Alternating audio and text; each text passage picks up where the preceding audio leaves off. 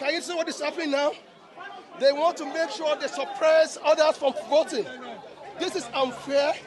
This is... Good evening, and welcome to Blitzbrief TV. I'm Gloria, bringing you an in-depth analysis of the critical issues undermining Nigeria's progress. Tonight, we turn our focus to the Nigerian electoral process, the judiciary, and the political class. As the nation grapples with economic decline, it's crucial to understand the role of these institutions in perpetuating corruption and inefficiency. Let's start with the Independent National Electoral Commission, or INEC. Designed to ensure free and fair elections, INEC has repeatedly fallen short of its mandate. The credibility of elections is frequently compromised by allegations of fraud, vote buying, and manipulation. INEC's inability or unwillingness to enforce electoral laws rigorously has allowed unqualified individuals to ascend to power. These leaders, often lacking the requisite skills and integrity,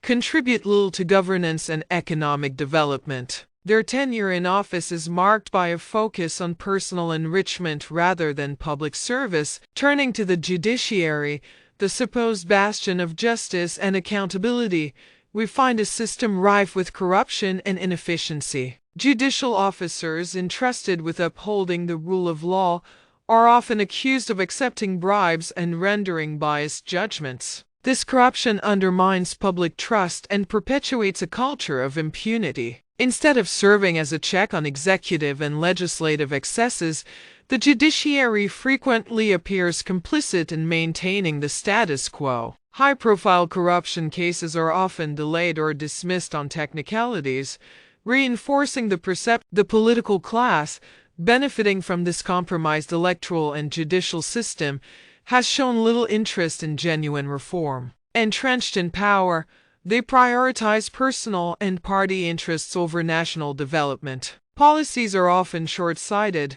focusing on immediate political gains rather than long-term economic stability and growth. The lack of accountability and transparency in governance fosters an environment where corruption thrives. Public funds are siphoned off, critical infrastructure projects are abandoned. The economic repercussions of these systemic failures are profound. Investor confidence is eroded by the unpredictability and instability of Nigeria's political and legal environment. Corruption and inefficiency deter foreign investment, stifle local entrepreneurship, and lead to misallocation of resources. The result is high unemployment, widespread poverty, and a general decline in living standards. While Nigeria is rich in natural resources, the benefits of these endowments fail to reach the majority of its citizens. To address these issues, a multifaceted approach is required. INEC must be reformed to enhance its independence and capacity to conduct credible elections. Electoral laws need stringent enforcement,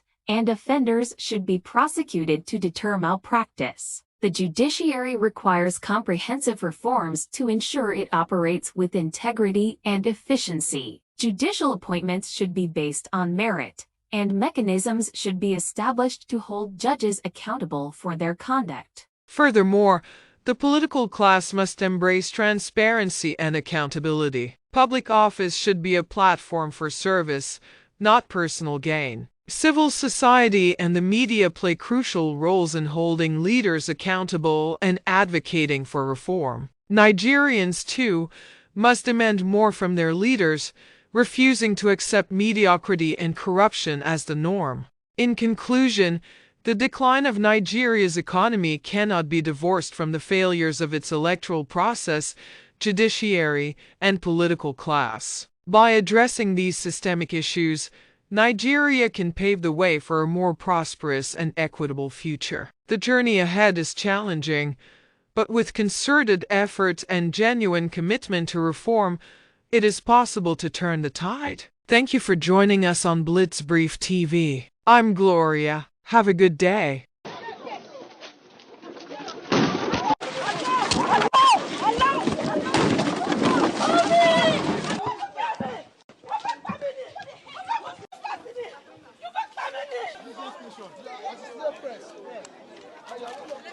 Can you see what is happening now?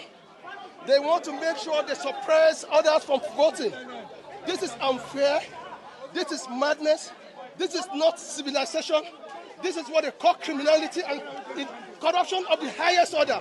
I'm so disappointed. None of us had any clue that something like this was going to happen. So now we can't even vote anymore. Very soon the police will come here now. The policeman that was here is nowhere to be found.